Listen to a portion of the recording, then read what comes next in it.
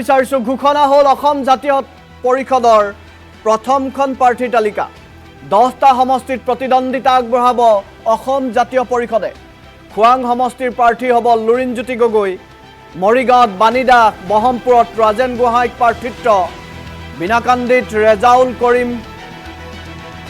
চৌধুৰীক প্ৰাৰ্থিত্ব পলাকবাৰী সমষ্টিত পংকজ লোচন গোস্বামীক প্ৰাৰ্থিত্ব বজালীত দিলীপ শইকীয়াক এজেপিৰ প্ৰাৰ্থিত্ব ডিব্ৰুগড়ত মাইনাক পাত্ৰক প্ৰাৰ্থিত্ব জাতীয় পৰিষদৰ হৰুপথৰ জীৱন চুতীয়াক প্ৰাৰ্থিত্ব চতিয়া আৰু গুৱাহাটী চেণ্ট্ৰেল সমষ্টিটো পিছত ঘোষণা কৰিব দলটোৱে হদিয়াত জগদীশ ভূঞাই প্ৰতিদ্বন্দ্বিতা কৰাৰ সম্ভাৱনা নাই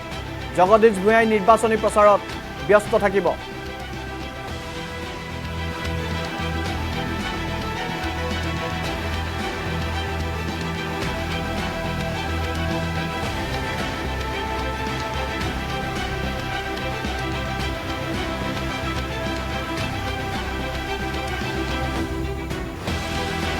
ঘোষণা হ'ল অসম জাতীয় পৰিষদৰ প্ৰথমখন প্ৰাৰ্থীৰ তালিকা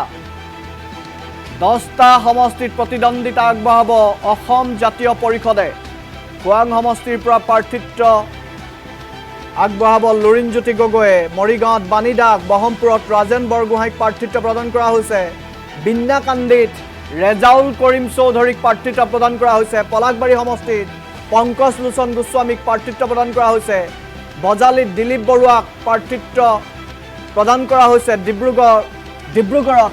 মইনাক পাত্ৰক প্ৰাৰ্থিত্ব প্ৰদান কৰা হৈছে আৰু হৰুপথাৰত জীৱন চুতীয়াক প্ৰাৰ্থিত্ব প্ৰদান কৰা হৈছে আৰু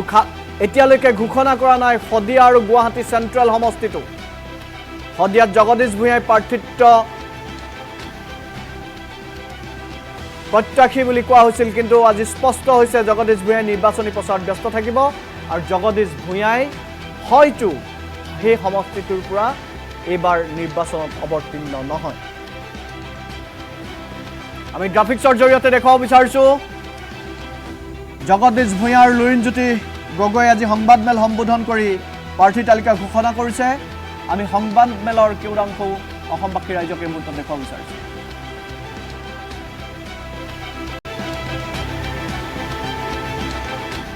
নিৰ্বাচনী আয়োগে অতি কৌশলপূৰ্ণভাৱে শাসক দলক সহায় কৰাৰ উদ্দেশ্যে নিৰ্বাচনী প্ৰক্ৰিয়াটো এই ধৰণে প্ৰস্তুত কৰিলে যিটো প্ৰক্ৰিয়াৰ দ্বাৰাই অসমৰ ৰাজনৈতিক দলসমূহৰ বিস্তৰ সমস্যাৰ সন্মুখীন হ'ব লগা পৰিস্থিতি উদ্ভৱ হৈছে আৰু সেই সমস্যা মূলতঃ আমাৰ দৰে আঞ্চলিক দলবোৰৰ ক্ষেত্ৰত অধিক বেছি সেই সমস্যাৰ আমি মুখামুখি হ'ব লাগিব প্ৰতিবাৰে 3টা ফেজত নিৰ্বাচন পাতে উজনি অসম মধ্য অসম নামনি অসম বা উজনি অসম মধ্য অসম আৰু বৰাক ভেলী আৰু নামনি অসম এইবাৰ 3টা ফেজৰ নিৰ্বাচনটো এটা ফেজলৈ লৈ আহিছে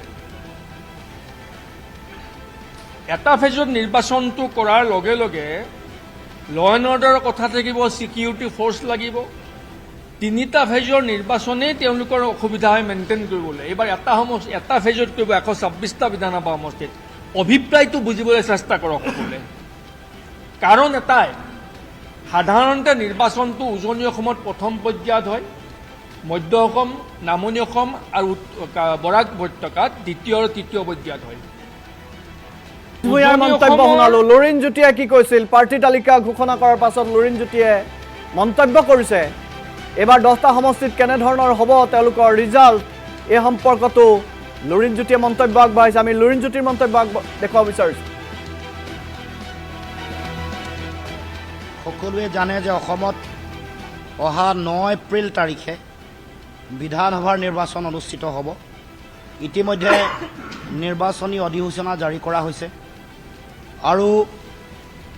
নিৰ্বাচনৰ মনোনয়ন পত্ৰ গ্ৰহণ কৰাৰ দিনো নিৰ্ধাৰণ কৰা হৈছে মনোনয়ন পত্ৰ দাখিল কৰা মনোনয়ন পত্ৰ উঠাই লোৱা আৰু গোটেই নিৰ্বাচনৰ প্ৰচাৰ অভিযান অহা 26 মাৰ্চ তাৰিখৰ পৰা অনুষ্ঠিত হোৱাৰ কথা ইতিমধ্যে নিৰ্বাচন আয়োগে তেওঁলোকৰ জাননীৰ যোগেদি ইতিমধ্যে ঘোষণা কৰিছে গতিকে আমি আমাৰ দলৰ আজি প্ৰাৰ্থীৰ তালিকা ঘোষণা কৰাৰ প্ৰাকক্ষণত আমি ক'ব খুজিছোঁ যে অহা 9 এপ্ৰিল তাৰিখে নিৰ্বাচন হ'ব আৰু প্ৰচাৰ কাৰ্য 7 এপ্ৰিলত সম্পন্ন হ'ব। 16 তাৰিখৰ পৰা নিৰ্বাচনৰ গোটেই প্ৰক্ৰিয়াটো নিৰ্বাচনৰ প্ৰচাৰ কাৰ্য চলাবলৈ ইতিমধ্যে অনুমতি 26 তাৰিখৰ পৰা অনুমতি দিয়াৰ লগে লগে আপোনালোকে যদি হিচাপ কৰি চায় কেৱল মাত্ৰ 13টা দিন নিৰ্বাচন প্ৰচাৰ চলাবৰ কাৰণে নিৰ্বাচন আয়োগে ৰাজনৈতিক দলসমূহক সুযোগ দিছে, সুবিধা দিছে। আমি আজি প্ৰাৰ্থীৰ তালিকা ঘোষণা কৰাৰ আগতো আমি অতি দুখ আৰু এই যিটো তেওঁলোকৰ যিটো সিদ্ধান্ত বা তেওঁলোকৰ যিটো কাম এইটোৱে দেশৰ গণতন্ত্ৰ, দেশৰ গণতান্ত্ৰিক ঐতিহ্য পৰম্পৰা আৰু গোটেই নিৰ্বাচনী প্ৰক্ৰিয়াটোৰ লগত জড়িত হৈ থকা যিটো উদ্দেশ্য